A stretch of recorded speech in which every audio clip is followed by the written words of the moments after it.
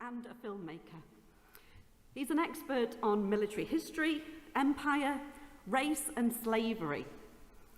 And he's been described as one of the UK's foremost historians. I'm delighted to say that David was appointed as Professor of Public History here at the university back in 2019. Since then, he's taught hundreds of history students. He's taken part in lots of public engagement events over the years, really with the aim of making history accessible to audiences of all ages. We're privileged to have him as a colleague and a lecturer at the University of Manchester. So enough of me talking. Can you please join me in welcoming Professor David Olusoga?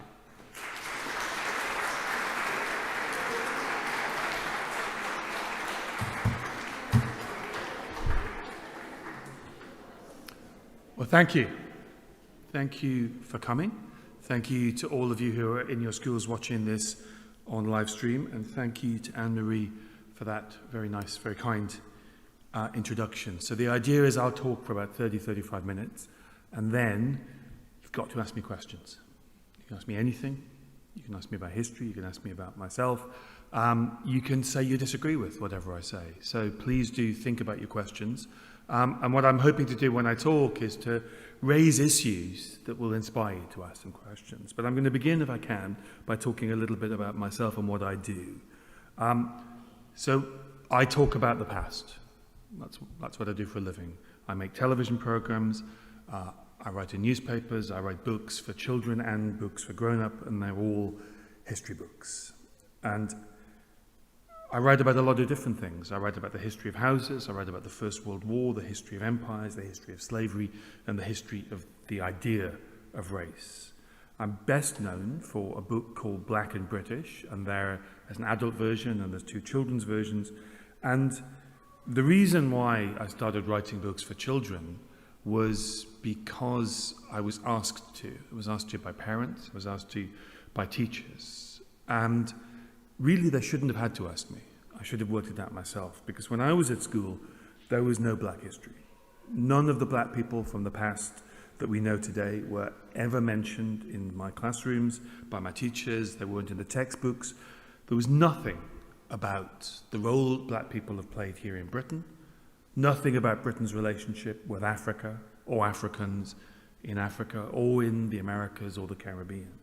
So what I presumed, I think understandably, because there were no black people in history, that black people mustn't have been a very big part, or even at all a part of British history.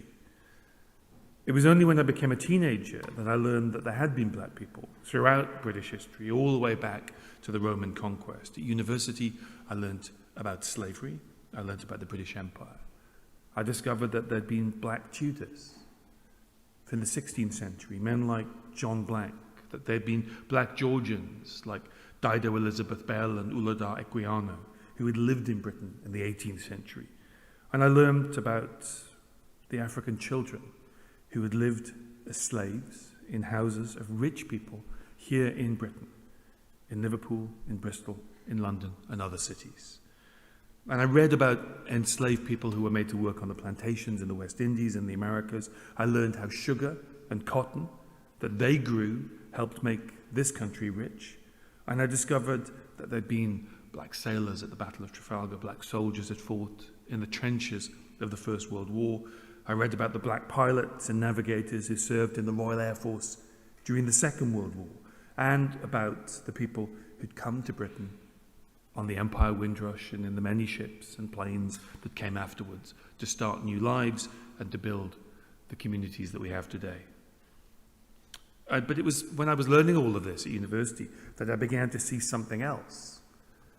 I began to notice that the history that I'd been taught at school back in the 70s and the 80s, long before you were born, had not taught me any of that, had not introduced me to any of those black people, any of those chapters of the past, and that there'd been missing chapters in what I'd been taught.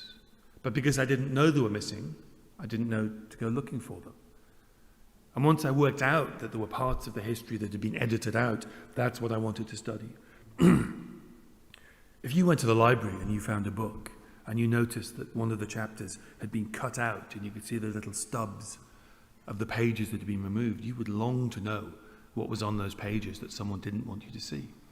Well, that's really what my career's been. I've been trying to write and make programs about the parts of history that were edited out of what I was taught at school. And sometimes that editing out is so precise that we sometimes still don't notice it's being done. Let me give you an example. So I was brought up on the other side of this country, not the northwest, but the northeast. I was brought up in a town called Gateshead, which is opposite Newcastle. And in that part of the country, exactly the same as in the northwest, of course, a big part of history is the Industrial Revolution, because how could it not be? It was the Industrial Revolution that made cities like Manchester and Newcastle. And there's a huge infrastructure that you will know well growing up here that teaches us that really important history of the Industrial Revolution. You would have been maybe to Quarry Bank Mill. You would have, when I was a kid in the northeast, we went to a place called Beamish that was a model industrial village from the Victorian era. These places that we go to on school visits, the books that I was taught from at school, what they stressed was just how important, how much the Industrial Revolution completely changed the world, how it made Britain the richest country the world had ever seen, the first industrial nation, the first majority urban nation where most people lived in cities like Manchester rather than the countryside. I learned about the Factory Acts, about the child labour, and about the great industrialists, the inventors who made the machines that allowed Britain to leap forward and become the first industrial nation. And you will have probably learned about some of the same innovations, like the flying shuttle and the spinning jenny and the water frame. Those machines were absolutely fundamental to the Industrial Revolution. But what I wasn't taught at school was that all three of those inventions were connected to one part of the Industrial Revolution, absolutely fundamental to this city, which was the biggest industry Britain had, the biggest part of the industrial economy, which was the clothing industry. The Economist, which is a magazine that existed then, still exists today, that estimated that 1 in 5 people in Britain in 1850 were to some degree either completely working in the cotton industry or they were to some degree dependent upon it. And the flying shuttle, the water frame, the spinning jenny, they're all industrial innovations from the Industrial Revolution that are part of the cotton industry. But what I was taught at school was every part of that Industrial Revolution apart from one, where that cotton came from. And to teach the Industrial Revolution without saying where the cotton came from is a bit like trying to teach it without talking about one of the other key raw materials, coal. We wouldn't dream of talking about the Industrial Revolution without talking about the miners and the mining communities and the villages and the towns that grew up in the northeast, in the Midlands, in Wales, around mining and coal. And yet we very often in this country talk about the Industrial Revolution, and this was what happened to me at school, without mentioning where the cotton came from. The cotton of the Industrial Revolution, the cotton in the thousands of mills around this city, came, almost all of it, from the deep south of America, from the Mississippi Valley, where it was produced by 1.8 million African Americans, people who lived in slavery. Now, when I was at university and I studied this, and I began to realize that the Industrial Revolution, that I'd been taught as a history that only took place in Britain, that was something that said only something about Britain and British people and our inventiveness and our creativity and our industriousness, when I began to realize that it was actually a story deeply connected to slavery and the lives of black people, I began to realize a lot of what I'd been taught at school had these omissions. And this is what I mean by missing chapters. To teach the Industrial Revolution, particularly in this part of the world, where the cotton economy and the cotton mills and the cotton industry were absolutely fundamental to the wealth of this part of the world, and the Northeast where I grew up, is, it's just not the full story. It's incomplete. Because this city its nickname, as you will know from your lessons, in those decades when it was growing rich, using cotton produced by enslaved people in America, the nickname of Manchester was Cottonopolis. In the 1840s, this city was awarded a new coat of arms. And in the city archives, in the city centre, there are the meetings, the minute books of the council when they got together to decide what the new coat of arms would be. And they go through all of the symbols and why they should choose them and why they should not choose others. And they choose a very famous symbol that is a very proud symbol of the city, the bee. And the bee is shown around a globe to show that this is an industrial city. And the bee is a very old symbol of hard work. It's a very proud symbol of this city. But there's another symbol that they include, which is the ship at full sail. And they explain in the minutes, in this city, in the archives, that this is to show that Manchester is a global trading city. But the ships that came to Liverpool, the vast majority of them, they were bringing cotton, slave-produced cotton, to Manchester, to Liverpool, then to Manchester. Liverpool probably made more money importing slave-produced cotton than it ever made as a slave trading port. So this history of the Industrial Revolution is intimately connected to what was happening in America in the 19th century up until the Civil War. It's absolutely fundamental. We can't tell an honest history of the Industrial Revolution or Manchester without talking about it. Those 1.8 million African Americans were half of the 4 million African Americans who lived in slavery in America up until the Civil War. And their bodies, they were the most valuable thing in the American economy. They were worth, human beings, because they had a value attached to them. They were worth more than anything else in the American economy. And the Mississippi Valley, which was the area where the cotton was produced, that was the richest place in America. More millionaires there than anywhere else. But what made the Mississippi Valley so profitable was it was connected through thousands of ships to this part of the world, the Lancashire Valley, to this city and the cities around it, and the mills in those cities, powered by coal from Newcastle and the Tyne coalfield.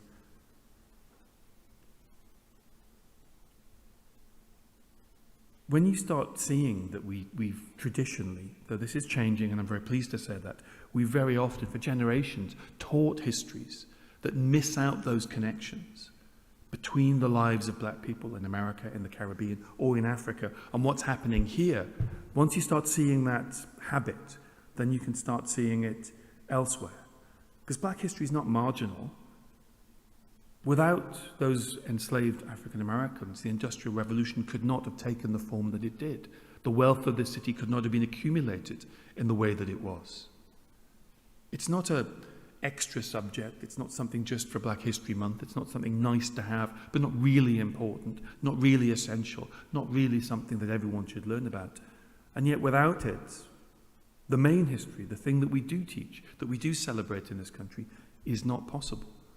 Black history is not marginal. It's inextricably bound up with British history. And black people who never set foot on British soil, who were never black Britons, who never came here and formed communities, they're still part of this story. This thing we call black history is not a separate history. It's not an addition. It is British history. And it's everybody's history. There were black people living here in the time of the Tudors in the 16th century. There were black people in the Stuart Age in England and Scotland, when Britain was becoming a globalized part of the Atlantic world, of which Africa and Africans were part. And yet, despite the work I see being done by so many teachers, there's not much about that in what people study in exams. There's 59 GCSE history modules by the 3 big exam boards. 12 of them offer black history. 5 cover black people living in Britain. The rest are about slavery or the transatlantic slave trade or African American history.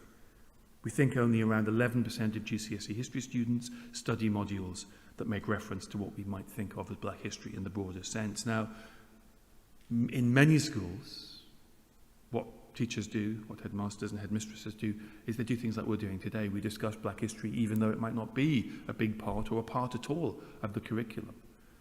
But that absence from mainstream history, that's not just in schools, that's everywhere.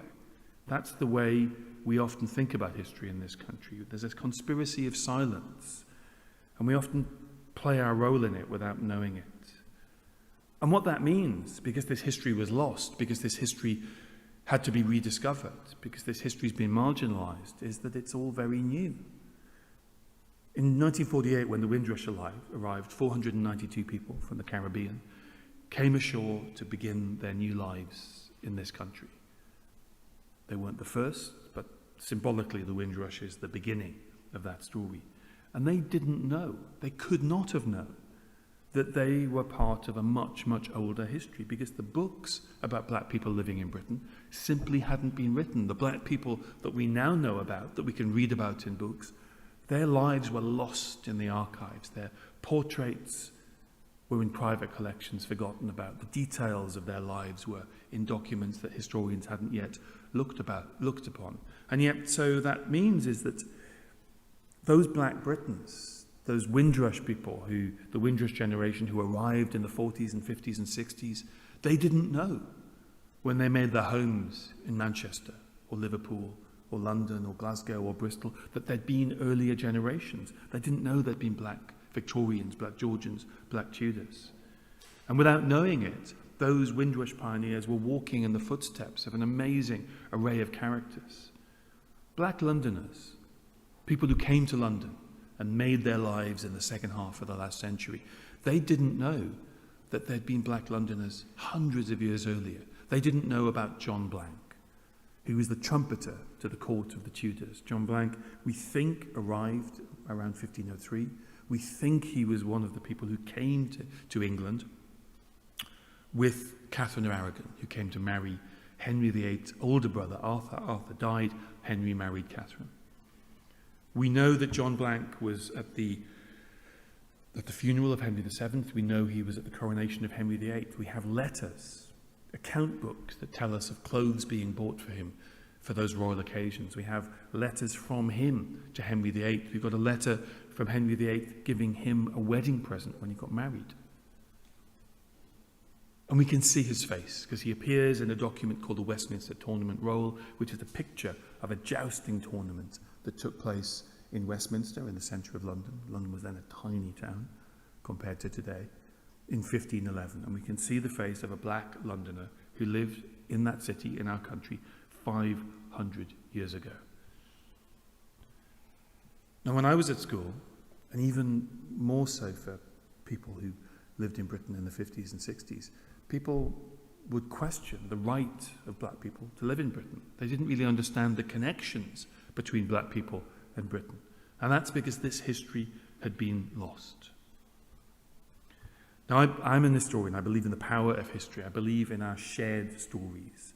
Every subject that we learn at school is important, but history, I think, is really important because it has the capacity to tell us that we're all part of a bigger story. But if history misses out the parts of history that are our family histories, that explain our connections to one another, that explain our connections to Britain, then history loses that power to bind us together. Now, we can't talk about black history without talking about slavery, but we mustn't think that slavery is all of black history. When English and Scottish people first began to go to Africa in the 16th century, they weren't going because of the slave trade. That hadn't been invented yet. They were going to Africa to get gold. Africa was a land, and still is a land, that produces gold. And the Europeans knew that, and they wanted to get round Africa to trade directly with the African societies in West Africa. Up until then, they'd have to trade with North Africans, who were middlemen, who increased the price of the gold. So it wasn't about slavery. And those first encounters between English people and people of Africa weren't characterized by what today we call racism, because those ideas that were invented to justify slavery had not yet then been invented. It's not the whole story, but we do have to talk about slavery. We can never avoid it completely. Because it was in the 18th century that British history became entwined with that of Africa and the people of that continent. In the early 18th century, the Hanoverian kings came to the throne, And by then, Britain's colonies in North America, on the islands of the West Indies, were making huge profits and fortunes for the rich families who owned plantations there. And on those plantations were grown sugar, cotton, tobacco, and other products. Not yet cotton that was going to make this city boom. Thousands of people died on those plantations from overwork and neglect. They were not given enough food, and on many occasions, and there was horrible violence. And the ships that carried them to the colonies were later filled with those same crops, sugar and other crops that were sailed back to Britain.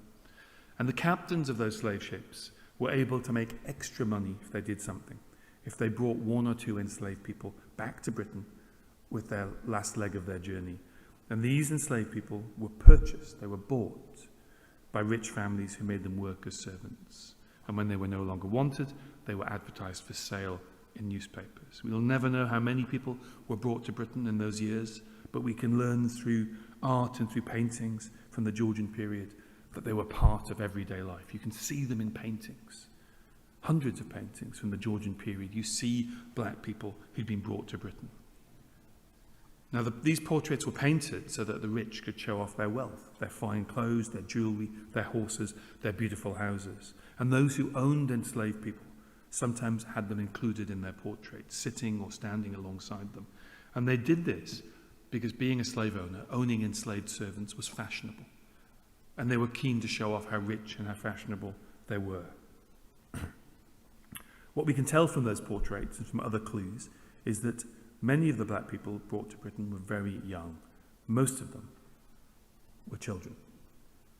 The third Duke of Richmond is depicted in one painting on a shoot with a young black boy wearing clothes, fine clothes, livery clothes as they were called, in 1765.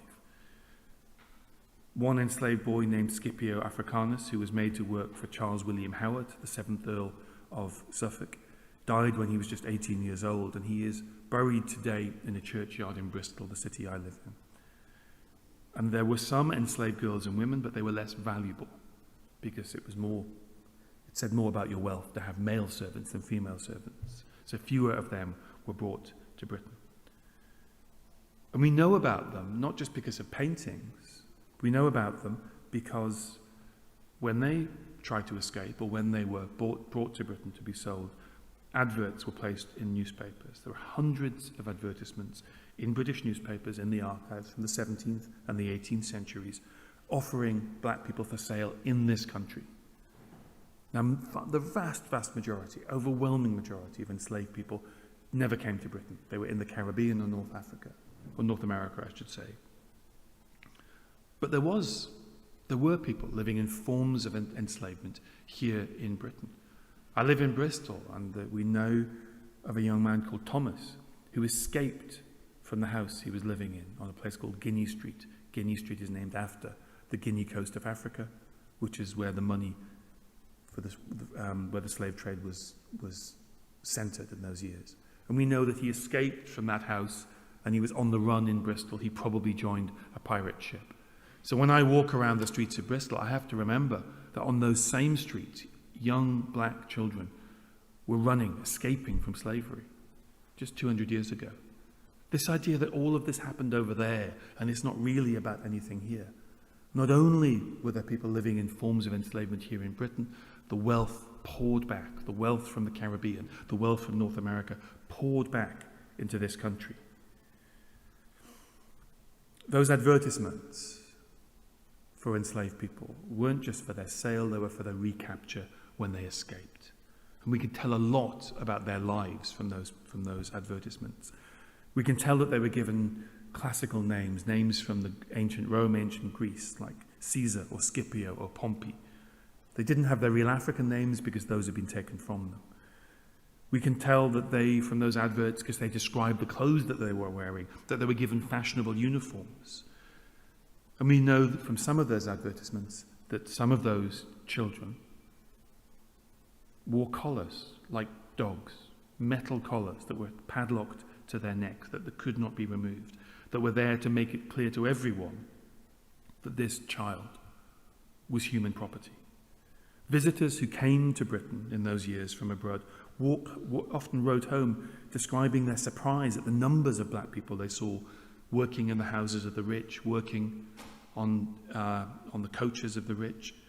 When the Russian Tsarina wanted to buy black slaves of her own to work as servants in her court in St. Petersburg, she sent agents to buy them from London.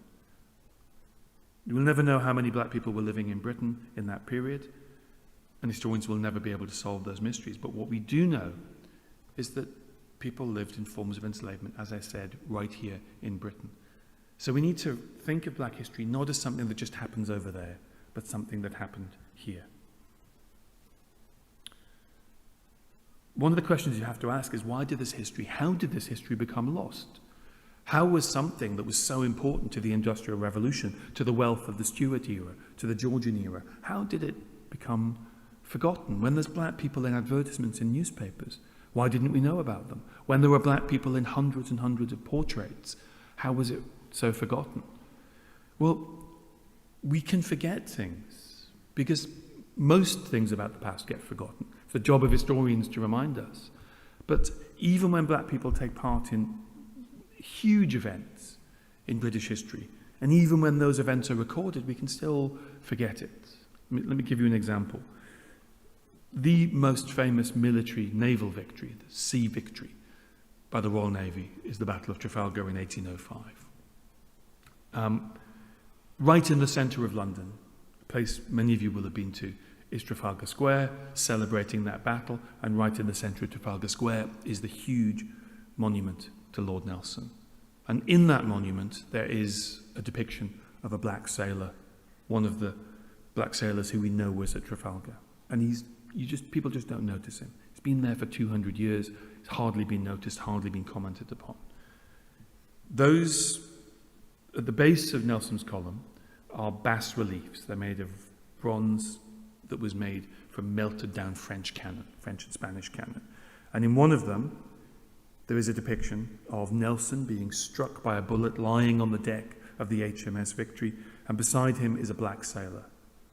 He's holding a musket, he's looking upwards, and he was celebrated when that memorial, when Nelson's column was unveiled.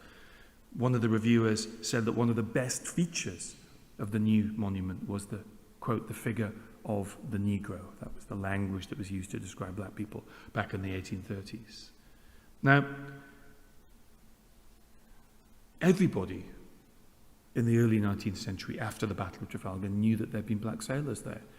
Not far from Trafalgar Square is the House of Parliament. Inside the Houses of Parliament is a huge painting of HMS Victory during the Battle of Trafalgar, and again there's a black sailor. There's black sailors in many of the paintings of the Battle of Trafalgar because everybody knew there'd been black sailors there. And yet, I didn't know when I was growing up. It wasn't in the history books, it wasn't something that was obvious. I didn't think for a second that in any of these conflicts there'd been black sailors. I studied the First World War. I had no idea that there'd been 150,000 Indian soldiers sent to the Western Front. It wasn't mentioned in my history books, it wasn't mentioned in the documentaries. When I was growing up, boys would play with toy soldiers. Girls had better sense. The toy soldiers always depicted white soldiers, and yet the British Army that fought in the Second World War was multi-ethnic. It was black people, people from the Caribbean, people from India, people from Nepal. The war films, thousands and thousands of films about the Second World War, the First World War, almost never show non-white people. And yet hundreds of thousands, millions of non-white people fought and served in those wars, and yet they've been rendered invisible. We've taken our history, and even when the clues are there, even when the paintings and the portraits and the monuments are there, we forget about it. Not only are there paintings of black sailors at Trafalgar, not only do we have a black sailor depicted right in the centre of London, in Trafalgar Square, in Nelson's column, we've got all the evidence. We know all about them because they're in the documents, the records of that battle. They are held in the National Archives. They tell us there were 18 men born in Africa, 123 men born in the West Indies, serving on the ships under Lord Nelson at the Battle of Trafalgar. We know their names. We know their ages. We know that George Brown from Guinea, the coast of Africa, was 13 years old, and he fought on the HMS Colossus at the Battle of Trafalgar. John Aboyne was 27 years old, again from Guinea. John Monsier was 35 from Morocco. We have John Ephraim, who was born in Africa's Calabar coast. That's now Nigeria. He was on the HMS Temeraire at the Battle of Trafalgar. The ancestors of these men, they're among us. Many years ago, I made a program about black history, and I interviewed a white British woman with blonde hair and blue eyes, and she'd gone looking into her family history, and what she'd discovered is one of her ancestors was an enslaved African boy. He'd married a white woman, his children had married white people, and she didn't know that she was partly African.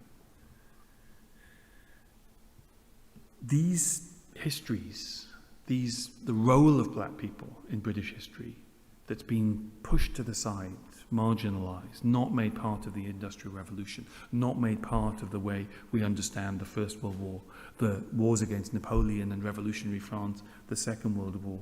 These, as I say, they're not just important for black people to know. They're important for all of us to know, because these are shared histories.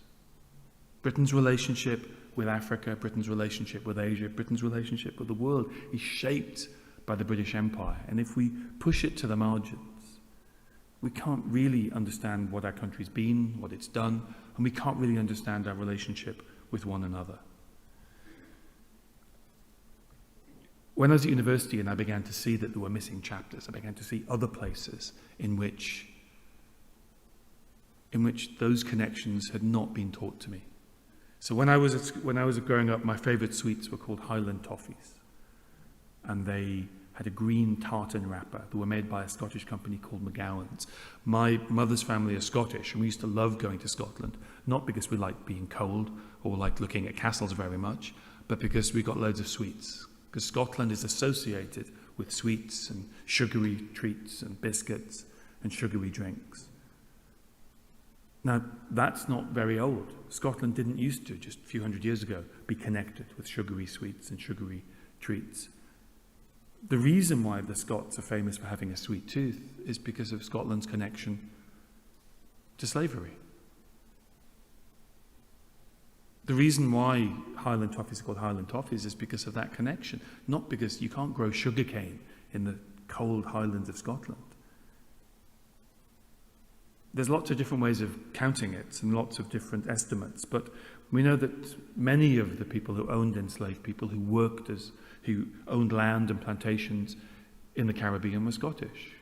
When England and Scotland joined together in the Act of Union in 1707, one of the stipulations, one of the clauses, one of the demands made by the Scottish of the English was that the Scots would have access to what they called the English plantations. Because what was the English Empire was to become the British Empire, and the Scots wanted a piece of the action. And so Scots became slave owners and plantation owners. And once you know that there's a reason why Scotland is connected to sugar and sugary sweets, you can see it somewhere else. The most famous cultural export of the island of Jamaica is the Wailers, Bob Marley and the Wailers. That original band had 3 members.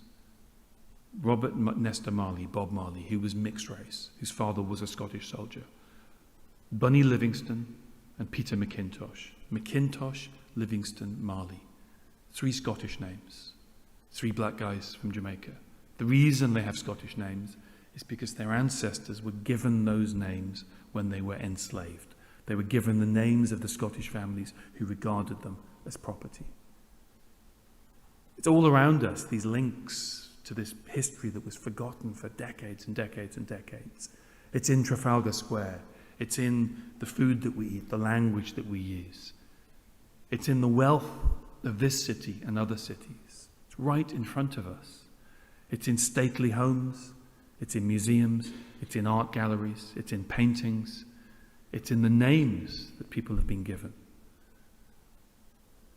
So what I was taught at school was an incomplete history, and that's beginning to change. It's largely beginning to change because of your generation, who are demanding a change to the curriculum, who are demanding a broader understanding of history, who are demanding a history that makes sense of your family histories, which were, of course, part of British history. So we have to recognize and we have to appreciate that we're on a journey.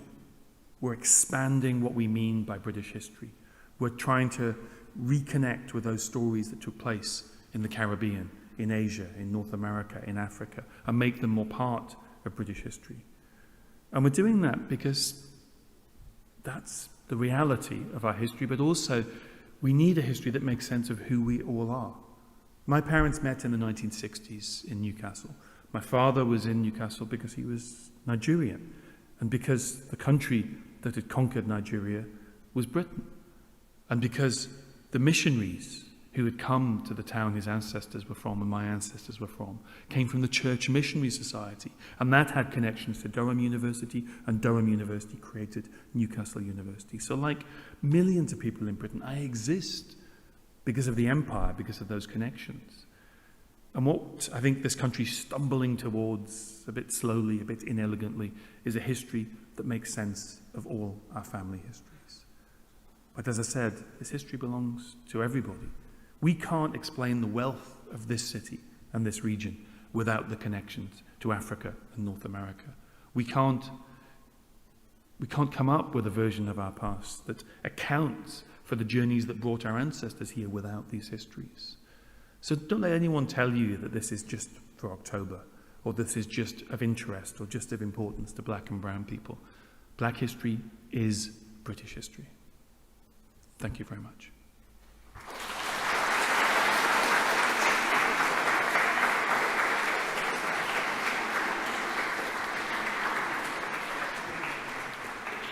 And now, as I warned you, questions, please. Who's going to be first? There's roaming mics, I think. So please put your hand up. Straight away. Here we go. Our first taker. What part of Nigeria is your dad from? Pardon, sorry? What part of Nigeria is your dad from? So my father comes from a town called Ijebu-Ode, which is in Lagos State. Okay. And in the 1890s, the British sent an army, quite a small army, to Ijebu because my ancestors were not paying, they were taxing people taking palm oil to the coast. Now, palm oil is in almost everything we use today. It's in soap, it's in chocolates, it's in cosmetics. But then, in the 19th century, it was used mainly to lubricate railway engines, locomotives. So if you read Dickens's novels, he'll often talk, or other novels from the 19th century, they'll talk about this strange smell in railway stations and on trains. That was palm oil, an industrial lubricant. The factories and the mills all around Manchester, they used palm oil to lubricate the machines. So my ancestors were getting in the way of that. They were trying to tax people sending palm oil to the coast, and so an army was sent to attack my ancestors. But, and here's the complexity of history. So I'm descended from African people who were attacked by the British Army when Britain was building an empire. And that was at the end of the 19th century. At the beginning of the 19th century, one of my mother's ancestors, called David Olusoga, was a Scottish soldier who was in the British Army, in India, in the Cape, South Africa, and Indonesia, as part of the British Army. So I'm descended from people who were attacked by the British Army, building an empire, and people who were part of that empire, building the British Empire, part of the British Army. So these ideas that, these histories are separate, and I think I'm sort of living proof that, these histories can exist within one individual's family. This complexity, that history is never simple. And this idea that you're on one side or one other, or that we should only feel pride or only shame in history, it's complicated. So yeah, my family's connections to this history are very contradictory and complex, but that's true for hundreds of thousands of people in this country. Thank you. There's some more questions behind there.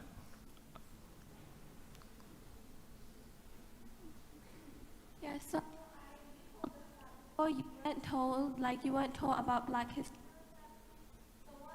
first sparked your interest in pursuing this career? Thank you. So there was no black history at all at school. I didn't know anything about it. It was never mentioned. It was like a conspiracy of silence, except for it really wasn't, because my teachers didn't know anything about it. And I think, I'm quite old. This is the 70s and the 80s. Nobody knew. Only academics knew. So it's not that my teachers were sort of, being dishonest. It wasn't part of the curriculum. It wasn't part of common knowledge. The thing that made me,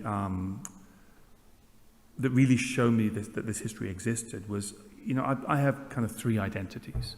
I'm half Nigerian, and as anyone Nigerian knows, you're pretty aware of your Nigerian culture, because that's what family does. It makes it very hard not to be aware of your Nigerian culture. I'm also half white, working class, British and Scottish. And, my grandparents were very proud of their history and where they come from, and I knew all about that. But the third thing that I am is black and British. And when I was growing up, that had no story. It had no history. It wasn't, and many people would argue, and there are still 10% of white people in this country will say this today, that you can't be black and British. So that had no identity. So when I was 16, I went to a bookshop hoping that there would be a book about black British history. And 2 years earlier, a book called Staying Power had been published. It was by a white guy, a journalist called Peter Fryer, who had been in Tilbury Docks in 1948 when the Windrush had arrived. And he'd spent the next 30 years being fascinated by this new black community. And he'd followed them through all of the racism, all the adversity, through the riots of the 1950s. Well, we call them riots, they were really attacks on the black population, to what happened in Brixton in the 1980s and Liverpool in the 1980s.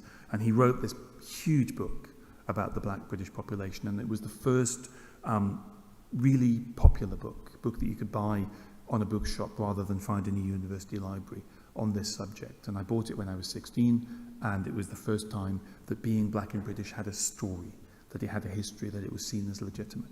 So that was the sort of the key moment in my life. But I became an historian not because of that book.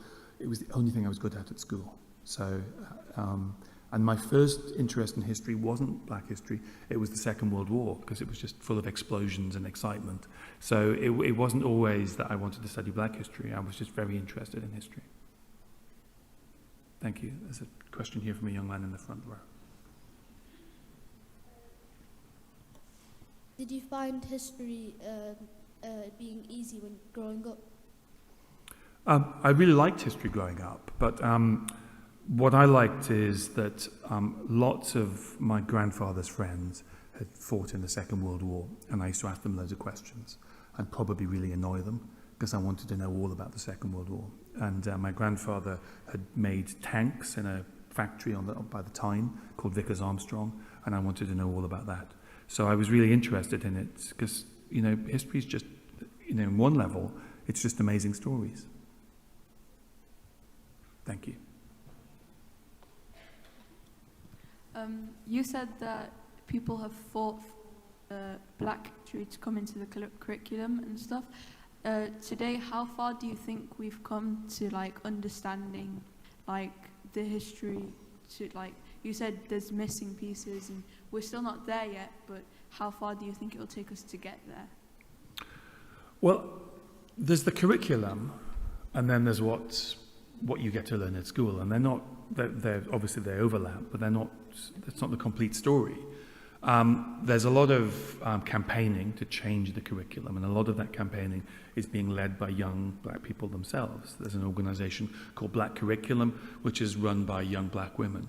So there's a struggle over the curriculum and how we should include black history in the curriculum.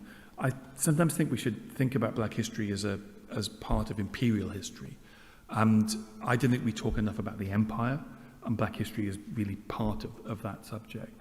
But what I see, I can only really speak from my observations, I see events like this.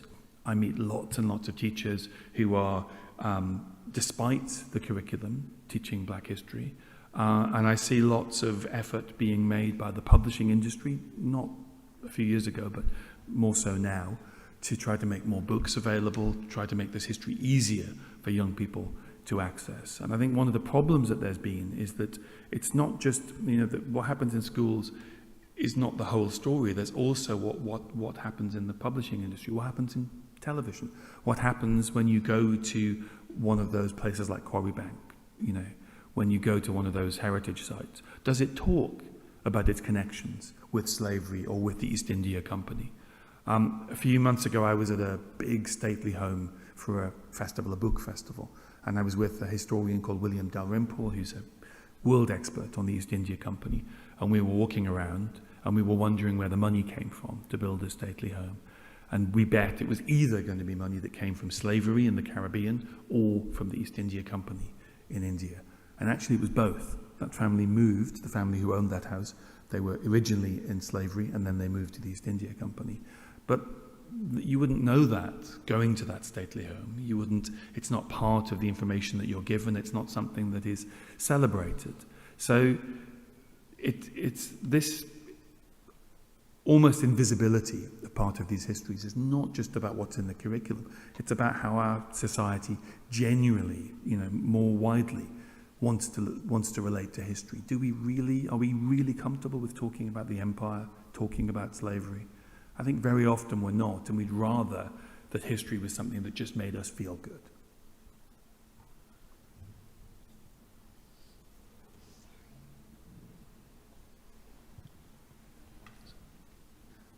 First of all, I've got two questions. The first one is, do you think black people are represented enough in the UK and like the whole world? And the second one is, should more be done about black history than just have like 1 month to talk about it? Because like, except October, like nothing's really done about black history. Well, I think all the statistics we have show that black people aren't represented in many areas of life proportionate to their size of their population. So we have many industries where black people are present, but they're not present in numbers equal to their size, and they are less present the higher up you go in organizations. I mean, one of the examples that I think is interesting is the Premiership. About 40% of the players in the Premiership are black. They have African ancestors, or they're Africans. The Premiership's 30 years old, but there have only been 10 black managers. So black people can be celebrated as footballers, but they struggle to be given the chance to become managers. So even in an area where it looks like black people are doing very well, where we see lots of black players, we don't see black people in other positions. We don't see them behind the scenes as managers or as coaches or running those teams. On the thing about Black History Month, I hear that a lot, and I have to say I really disagree with this idea.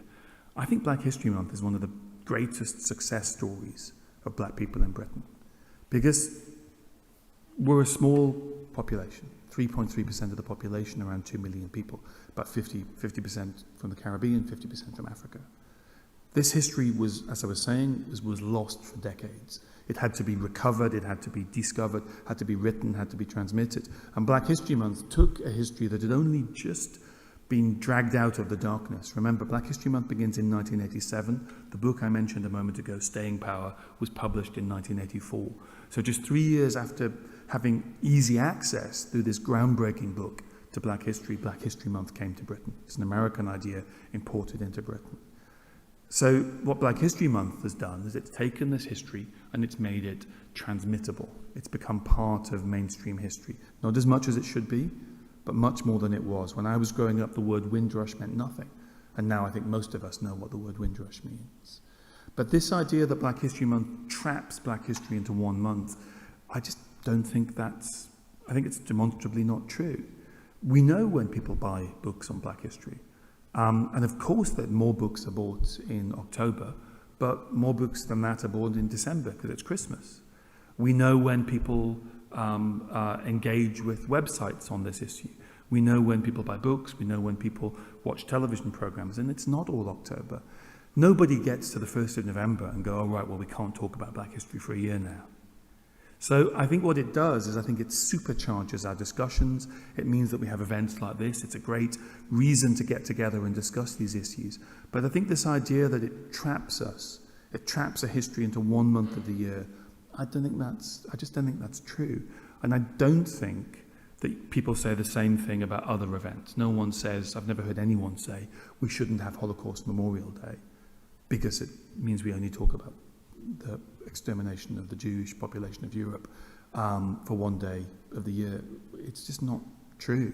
So I think there's a risk that we don't appreciate what an amazing achievement is. Black history, it is a small minority with a history that had been airbrushed out of the story, has made it mainstream, and it's still an engine for change. So I think we should celebrate Black History Month.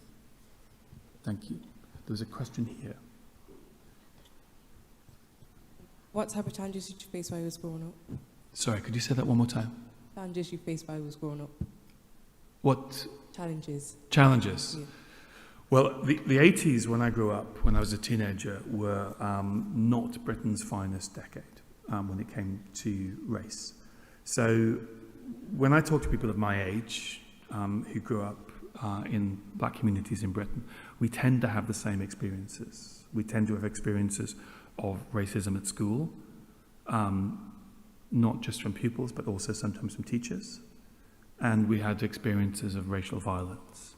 So when I was growing up, we had to move house because our house was attacked by the National Front, who were, well, they still exist, but they were much bigger in the 1980s, who were a right-wing, far-right, anti-immigration, and also, I think we'd now call them nativist party, who didn't want non-white people in the country.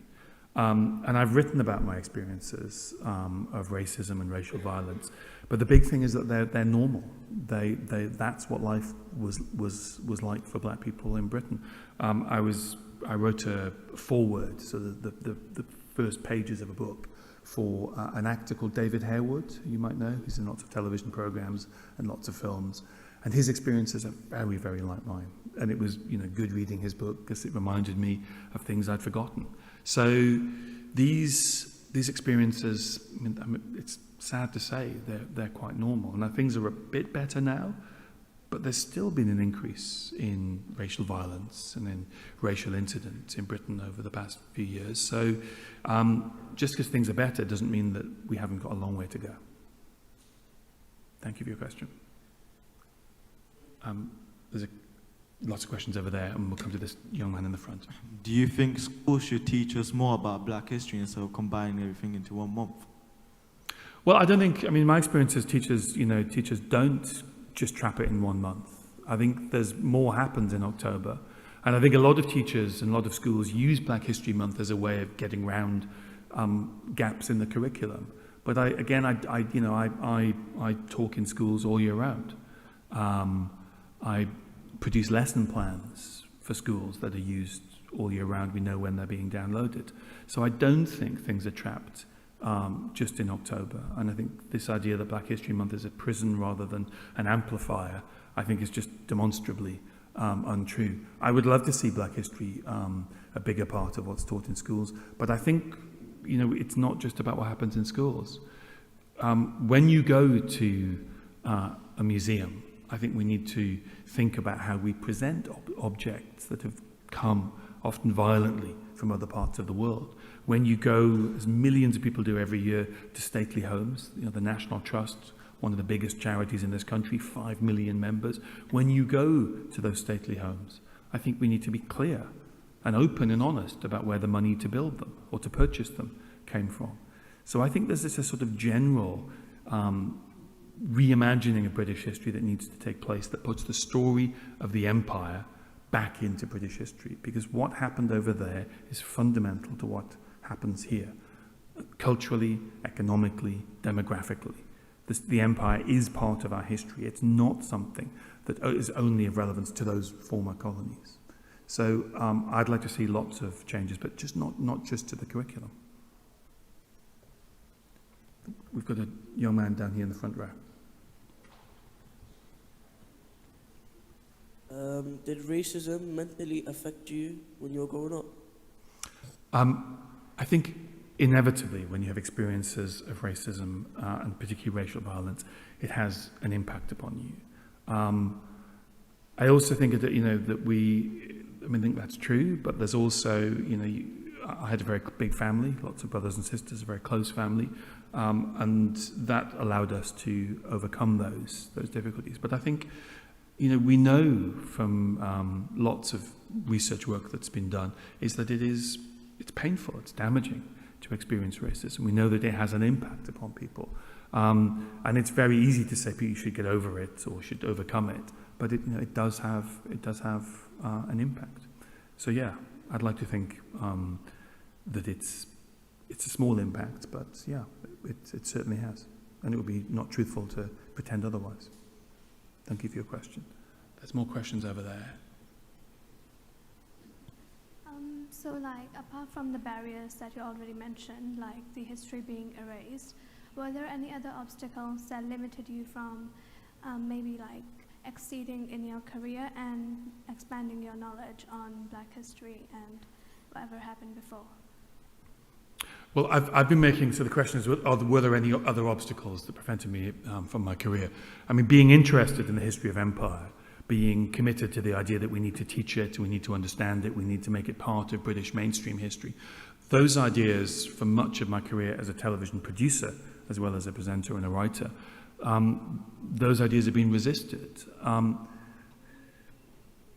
That idea that British history is only what happens here is so strong that very often people don't notice that they are seeing the world through the prism of those ideas. And very often, when you want to try to make a program or write a book about things that are to do with the empire, people will question how important it is. And if you think, as many people I think still do, that the empire is a story that's not really interesting to most people, then it's very easy to say no to those ideas, whether they're program ideas or book ideas. So I've spent a lot of my career trying to argue that the story of the empire, the story of race, that is absolutely fundamental to British history. And sometimes I've been successful and we've made programs, we've written books, and sometimes people have disagreed with me and not allowed us to do that. So it's always been a struggle to make those things relevant. And I think that's just because history's changing and it's evolving. And I think things are better now than they used to be, but I still think we have a long way to go.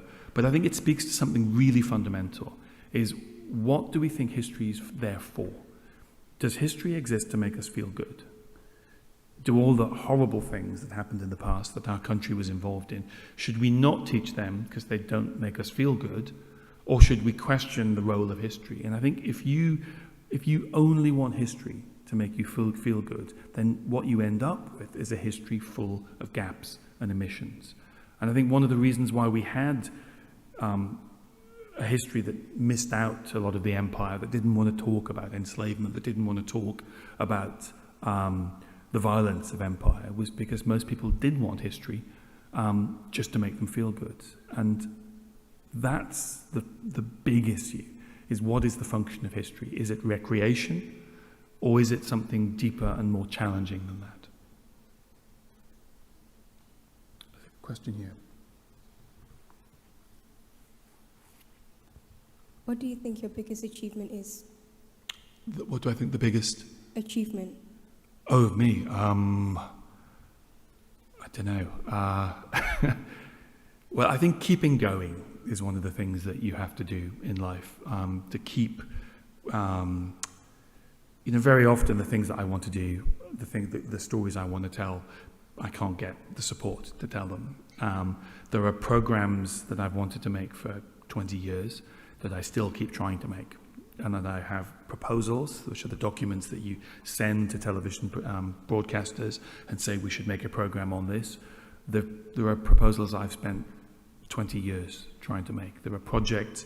So I produced a documentary 2 years ago that I'd spent 10 years trying to make, and it was about the First World War, and it was about how after the First World War, soldiers from Africa and soldiers from India were not given the same headstones. They weren't given the same graves as white soldiers. And I spent 10 years trying to make that documentary, with lots of people saying no. So I think my main achievement is keeping going and still believing in ideas that I think are important, even when lots of people around me say no. So yeah, keep going. There's lots of questions over there. How do you think the discovery of Black history has impacted the way people looked at history in the past and how people look at history today? Well, I think it comes back to that same question. I think as people become more aware of black history and become more aware of imperial history, it's a bigger challenge to this idea of what is history for. And I think what we've seen over the past, particularly the past 3 years, is people becoming to understand that history is more complicated than we sometimes think. So one of the ways you can see this is our relationship to statues. For the most part, people haven't really questioned statues up until the past 3-4 years, maybe a little bit longer than that. If a statue's up, we presume our ancestors must have been right. This is somebody we should remember. This was a great man from the past. And it almost always is a man. There are more statues of Queen Victoria than all other women named together in this country. So, but I think we've had some moments in recent years when we've begun to realize that sometimes our ancestors put statues up to people who did terrible things rather than wonderful things. I come from Bristol, and you might remember that in the summer of 2020, a statue was pulled down in Bristol, a statue to Edward Colston, who was a slave trader. Now for years, for 125 years in fact, people in Bristol had been told that he was a philanthropist. He was someone who gave lots of money to the city as an act of charity. And they had not been told that he was a slave trader. He was involved in the Royal African Company, the biggest slave trading company in British history.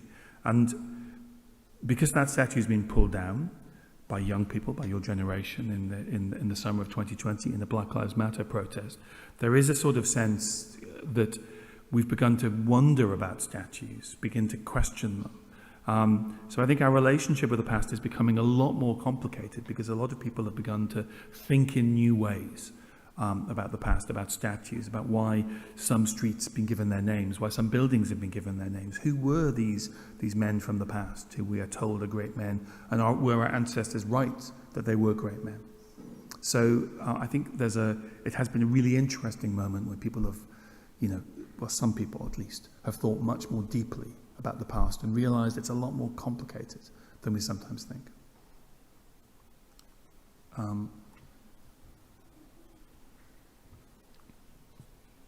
As you said before that many stuff will be discovered and recovered, when do you think that will happen with all of these historians all around the world?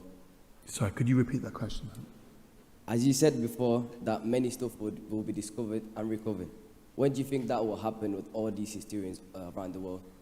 So history's been recovered and discovered, and when will it become part of? Yeah, like when is it going to be discovered and recovered, all the stuff? Well, I think this history will become mainstream. It'll become part of what everyone knows, what everyone discusses. I think that's really up to your generation, because you're the first generation who's had access to this history. I mean, I had to find a book in a bookshop when I was 16, and hardly anyone of my age had access to this information. I just was desperately going looking for it. You're the first generation who's had the internet, who's had access to this information, who's had Black History Month as a really big part of life. And it's people not much older than you who've been leading campaigns and marches around wanting to change history.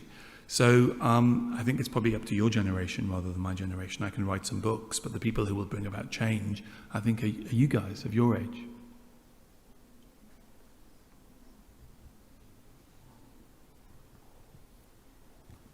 What causes racism, and why did people move away from racism? It's a really interesting question. I think what history tells us is that these ideas, these stereotypes about what people of different skin colors, different parts of the world, what they are like, what they're good at, what they're bad at, those ideas were invented. We don't see them in earlier centuries, and those stereotypes, they emerge out of the age of empire and the age of slavery. So understanding that these ideas had to be invented is really important, because what was created, what was constructed, can be deconstructed. An idea that was invented can one day be dismantled and taken away. So I think the knowledge that racism was created, that it has authors and architects, I think that's a really important thing to remember, because I think it would be wrong to think of racism as instinctual, that we've always thought this way about each other. We really haven't. And I think there's quite a lot of optimism you can be drawn from that fact, that these ideas come from somewhere, that they were created, and therefore with effort, and over time they can be removed.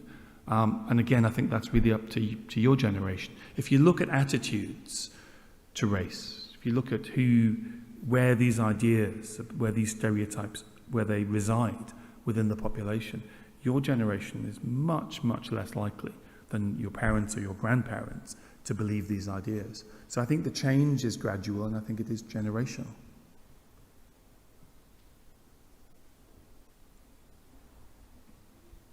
Yeah. And then we have a question at the front.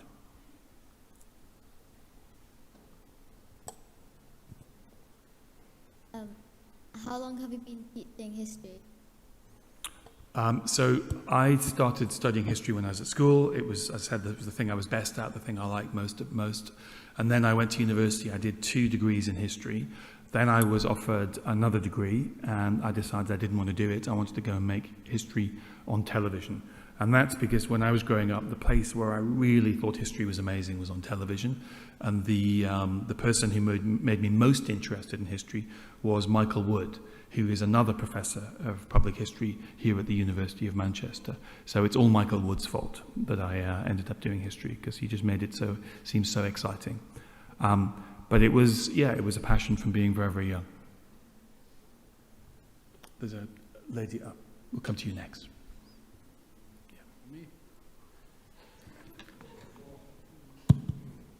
Why did they use the N-word to describe black people?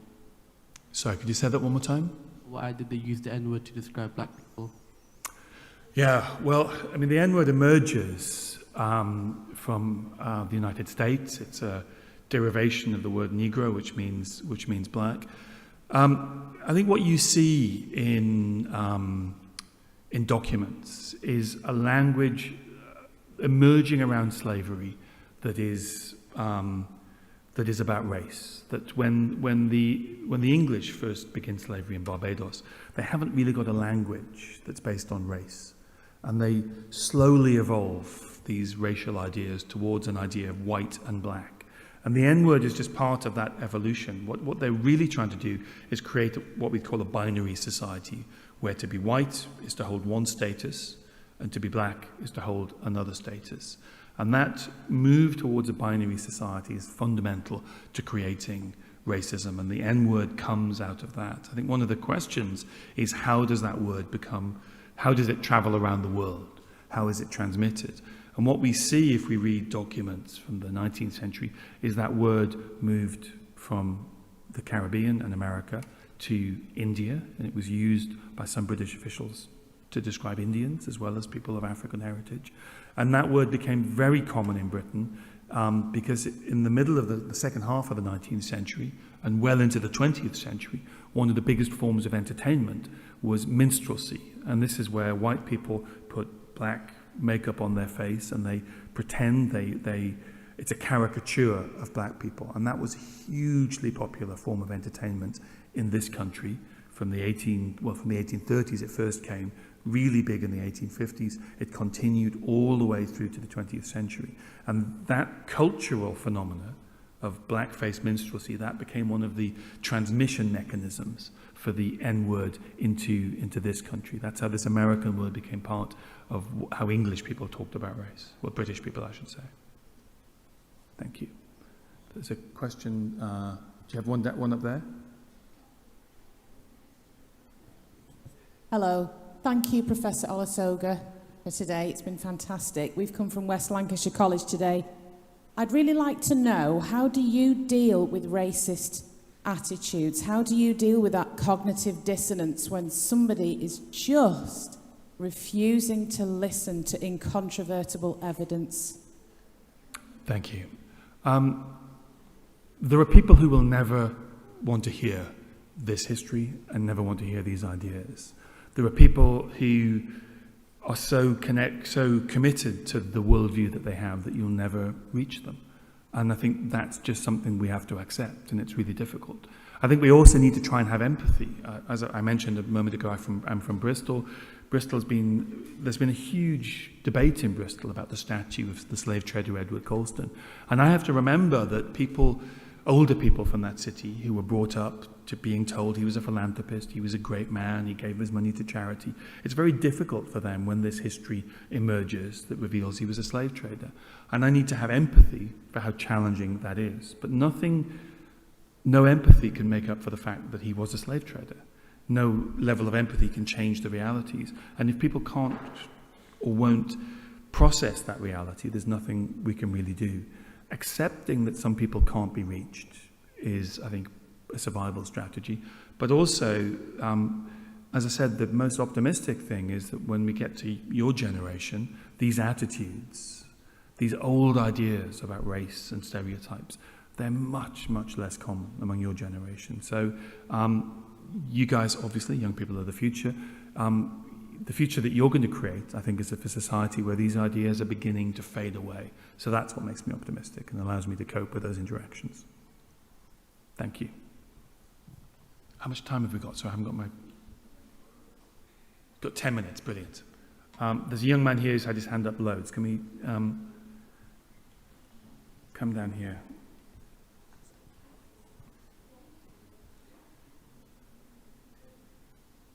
Hi there. You mentioned at the start that there were edited out and lost chapters of Black history. Do you think there might be similar things for other races and ethnicities? I think there's lots of ways. It's not, Black history, as I said, is part of imperial history. One of my areas of specialism is the First World War. And the First World War was, the clue is in the name, it's a world war. It is the most diverse conflict that the world had ever seen. Arguably the most diverse place that had ever existed was the Western Front by about 1916, 1917, even more so when the Americans arrived in 1917. Now, our image of the First World War is not an image of a hyper-diverse world, particularly behind the lines, where not just soldiers, but there's laborers, there's people working in munitions factories. That is the most diverse place the world's ever seen. Now, that's not our image of the First World War. And one of the things that I'm passionate about is trying to take places that we think of, bits of history we think of as only involving white people, and actually showing it's much, much more complicated. There's a perfectly viable argument you can make as an historian that had Britain not brought Indian soldiers to Europe at the end of 1914 to take part in those battles, that Britain might not have been able to hold its part of the Western Front, that the British Army might have been kicked off the continent. 150,000, 130,000 Indian soldiers. Now their story is absolutely fundamental to the Western Front, to the First World War. I never ever heard any of that for many years when I was studying it. I've never seen that in a depiction, a documentary, or a film about the First World War. So I think there are lots of these moments in which the diversity of a part of our history that we think of as only involving white people has been airbrushed out of the story. Another place is, if you think about Britain's naval history, the Royal Navy, but also the Merchant Navy, the ships that carried goods, it is an incredibly diverse place. Any sort of ship in the 18th, 19th century is very often incredibly diverse. So I think there are many, many places where we need to reimagine what the world of the past looked like and understand that it was far more diverse than the popular image that's been presented to us. Thank you for the question. There's a young lady here who's had her hand up for a while. Do you think that the people in slavery, were they allowed to worship their God and read the Quran or Bible, or were they stopped from doing that too? The people in slavery? Well, the cultures of all enslaved people were repressed by slave owners. What people wanted to do was to give people new names. They wanted to break their identities, break their spirit, break their connections to the world that they'd come from. And so all forms of culture and identity and religion were repressed, but it was to different degrees in different parts of the world of chattel slavery. One place where it was ineffectively suppressed was in Brazil, where there are rebellions by enslaved Africans who come together on the basis of their Islamic faith. So the level of suppression and the level of how effective that suppression is varies over time, and it varies from place to place.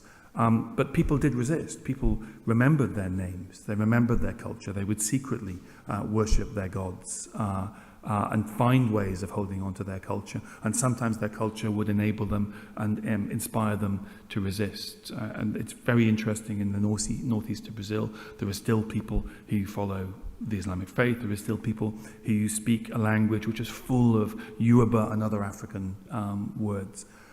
So it varies. The British Empire was pretty good, as was North America, the United States, at suppressing the identity and the religion and the culture of enslaved people. And this was done intentionally and deliberately to make people, your culture makes you stronger. It was done to make people weaker. So it varies over time and place.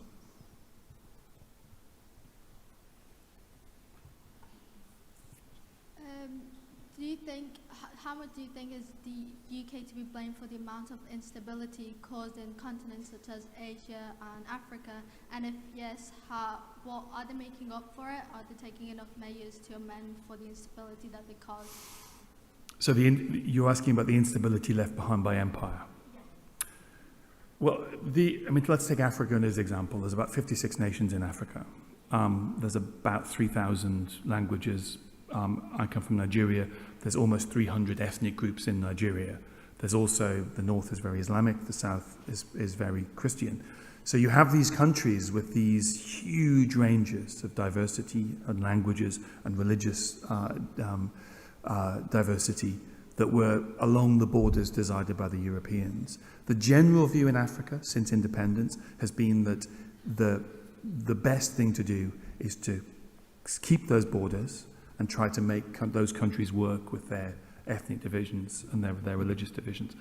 Now that is a challenge. It's very difficult. You see wars and conflicts all over the world, over resources, over religion, over language, over culture, and Africa's no exception. But Africa has a unique challenge in that its borders were driven in the 17th century. Barbados in the 1620s, Jamaica in 1655. They leave those islands, they become independent in the 1960s. In that period, between the 17th century and the 20th century, Britain never built a university in the Caribbean. When Jamaica was given independence, not all of the children in Jamaica had school places, despite those hundreds of years. So it's not just borders and divisions, it's also neglect. So the fact that Jamaica has the education system that it does today, the fact that the University of the West Indies is a world-ranking university, that is down to the hard efforts of the people of those islands to make up for the neglect of empire. Thank you for your question. There's a question there at the back.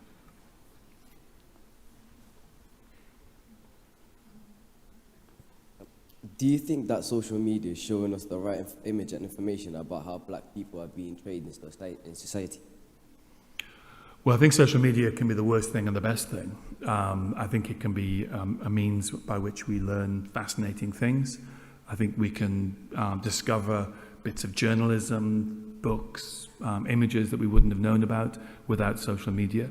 But it can also be toxic. And, this is a new invention. This is a new medium. And it's just like, books can be the most wonderful thing in the world, but books can also be poisonous. Books can spread terrible ideas. I think the same thing is true of the internet. I think one of the real problems that we have with the internet is that you usually have to pay for information. If you want to go and look at a newspaper's website, apart from a few newspapers like The Guardian, you've got to pay. Whereas misinformation or disinformation is free. So it's harder, particularly if you're young, to get access to information that has come from journalists, that's been verified, that has been from an authoritative source, than it is to get misinformation that somebody's put together for political reasons. So until we can find a way of changing the economics of the internet and make information as freely available as disinformation, then I think we have a real problem.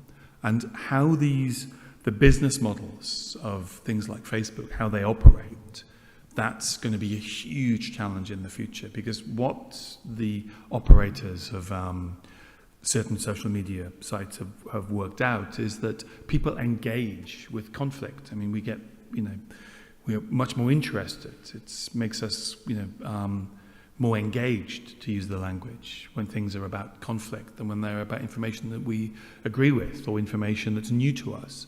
So if you can make money from conflict, money from disagreement, from division, that's a huge challenge to our societies and to those social media platforms who've got to find a moral way of navigating those human propensities.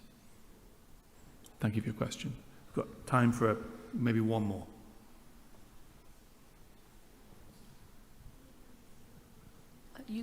You talked about completing the story. Do you think completing the story is a governmental responsibility or a personal one? I think it's a personal one. I would love to think that government was enthusiastic about changing our relationship with history. I'm not sure that government is. I think one of the problems is that history's always been a political subject when it comes to schools. There's nothing new about this. My older sister's PhD is in the 1870 Education Act, the act the Victorians passed to make education compulsory up until 14. And if you read the reports that led to that act, when it gets to history, they're very often talking about what political function history could perform. Can history undermine class identity and create national identity? Can history be used to make people feel a greater sense of union between the four nations that make up the United Kingdom? Very often it's a political motivation behind the teaching of history, and that's not new. But I think, look at the demographics of our society. Look at how diverse our society is becoming. I just don't think it's viable for us in the future to have a version of our past that doesn't include everyone's stories, that doesn't talk about the empire, that doesn't talk about where people's migration stories came from, that doesn't want to mention slavery in the Caribbean or North America. It's just not viable for the demographics of the nation that we are now, and even more so the nation that we're going to be when you guys are grown-ups. So I think whether government's going to be involved in this or not, these changes are going to happen. I'm being told that is all the time that we have. Thank you so much for your brilliant questions, and thanks for being here.